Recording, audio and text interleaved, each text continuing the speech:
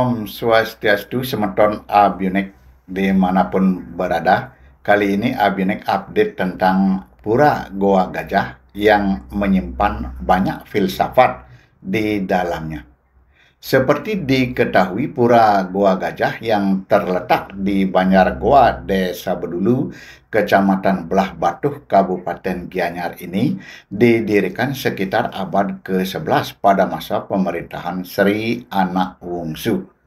Pura Goa Gajah ini digunakan sebagai tempat pertapaan oleh para penganut Buddha.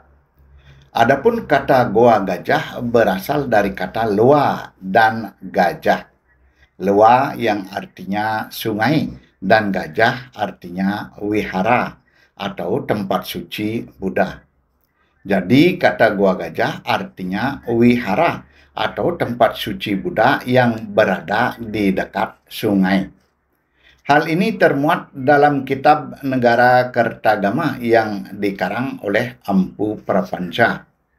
Ada beberapa bangunan utama di komplek Pura Goa Gajah ini, yaitu tempat permandian dan goa yang masih asli. Dibiarkan asli tanpa pemugaran sebab dua bangunan itu merupakan situs purbakala yang jikalau dipugar dapat menghilangkan keaslian situs tersebut. Di tempat permandian yang biasa digunakan sebagai tempat membersihkan diri sebelum bertapa bagi penganut Buddha ini, ada 7 arca patung sebagai perlambang 7 dewi yang ada di 7 sungai di India, yaitu Dewi Gangga, Yamuna, Godavari, Saraswati, Narmade, Sindhu, dan Kaweri.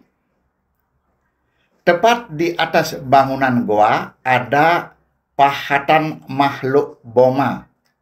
Menurut cerita legenda, Dewa Wisnu yang ditugaskan oleh Dewa Siwa untuk pergi ke dasar bumi merubah wujudnya menjadi seekor babi hutan.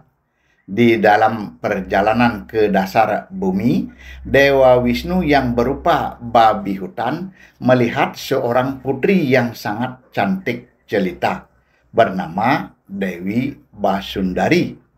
Dewa Wisnu tak kuasa menahan birahinya dan membuat Dewi Basundari hamil dan melahirkan seorang putra bernama Dewa Boma.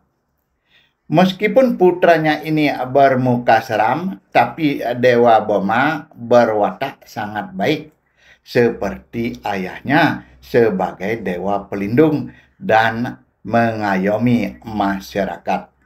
Sehingga para raja zaman dulu memakai filosofi Dewa Boma ini sebagai perisai pelindung diri dan sebagai cerminan watak raja. Dewa Boma memiliki mulut menganga yang secara filosofi berarti raja membuka diri untuk kerjasama dengan kerajaan manapun. Hidung besar yang secara filosofi berarti raja mencium adanya gerakan-gerakan yang dapat membahayakan kerajaan. Mata melotot secara filosofi berarti raja melihat atau serius memperhatikan kesejahteraan rakyatnya. Telinga lebar yang secara filosofi berarti raja mendengar keluhan-keluhan rakyatnya. Di sebelah kiri di dalam goa ada arca patung Dewa Ganesha atau Dewa Ganapati yang bertangan 4. Nah, semeton, tahukah semeton mengapa Dewa Ganesha berwajah gajah? Menurut cerita legenda, Dewa Ganesha atau Dewa Ganapati adalah putra dari Dewa Siwa. Semasa kecil, Dewa Ganesha sedikit nakal. Beliau sering bermain sampai ke tengah hutan. Diceritakan, ketika Dewa Ganesha sedang bermain di tengah hutan, ada seorang pemburu mencari binatang hutan. Dari rerimbunan pepohonan yang lebat itu, pemburu ini mengira Dewa Ganesha adalah binatang buruan. Maka pemburu ini melepaskan anak panahnya tepat mengenai Dewa Ganesha yang membuat kepalanya terputus. Akan tetapi pemburu ini tidak melihat tanda-tanda binatang buruan terkena anak panahnya. Pemburu ini mengira bidikannya meleset, sehingga pemburu ini meninggalkan tempat itu begitu saja. Diceritakan di tempat pertapaannya Dewa Siwa sudah berfirasat tidak baik. Hari hampir senja, Dewa Ganesha tak kunjung pulang. Maka Dewa Siwa pergi ke tengah hutan tempat bermainnya Dewa Ganesha. Didapati Dewa Ganesha sudah tanpa kepala. Dengan susah payah Dewa Siwa mencari kepala Dewa Ganesha. Akan tetapi tak kunjung ditemukan. Dan hanya ada seekor gajah jantan yang ada di tengah hutan itu. Maka dari itu, Dewa Siwa memutuskan untuk memenggal kepala gajah itu dan dipasangkan di badan Dewa Ganesha. Dan Dewa Ganesha pun hidup kembali dengan wajah barunya. Dewa Siwa kemudian memberikan anugerah kepada Dewa Ganesha yang diletakkan pada keempat tangannya, yaitu satu tangan Dewa Ganesha memegang mangkok berisi air sebagai perlambang Dewa Ilmu Pengetahuan. Satu lagi memegang kapak sebagai perlambang Dewa Perang. Satu lagi memegang patahan taringnya sebagai perlambang Dewa Kebijaksanaan. Dan satu lagi tangannya memegang alat musik sebagai perlambang Dewa Kesenian atau keindahan. Adapun belalai Dewa Ganesha sebagai perlambang bahwa ilmu pengetahuan tidak ada habisnya untuk dipelajari.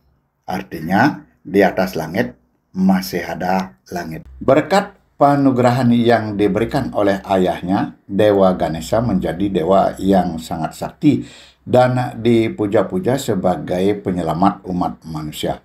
Abhyunek pernah membaca di buku Weda Parikrama bahwa pembuatan jimat keselamatan dari benang Tridatu atau benang 3 warna merah, hitam, putih yang merupakan perlambang dari Dewa Trimurti, yaitu Dewa Brahma, Wisnu, dan Siwa Iswara, bisa dimohonkan kepada Dewa Ganesha sehingga jimat benang Tridatu ini menjadi sangat bertuah. Abhyunek pernah membaca bahwa mantra permohonan kepada Dewa Ganapati tidaklah sulit. Nah, semeton, dengarkanlah baik-baik mantra permohonan ini yang juga sangat berguna bagi para petani agar sawah padinya tidak diserang hama tikus. Sebab binatang tunggangan Dewa Ganesha adalah tikus. Mantra permohonan kepada Dewa Ganapati ini adalah Klede Ganapati Dewam Wiwarambayur Ewaca Sutram Nagaraja Saiwa Astadewa Iti Samerta. Abhyunek ulangi sekali lagi. Klede Ganapati Dewam Wiwarambayur Ewaca Sutram Nagaraja Saiwa Astadewa Iti Samerta. Di sebelah kanan di dalam goa ada arca lingga yoni. Di sini arca lingga ada 3 sebagai perlambang Dewa Trimurti bersama saktinya. Dewa Brahma saktinya Dewi Saraswati. Dewa Wisnu saktinya Dewi Sri. Dan Dewa Iswara saktinya Dewi Uma. Demikianlah.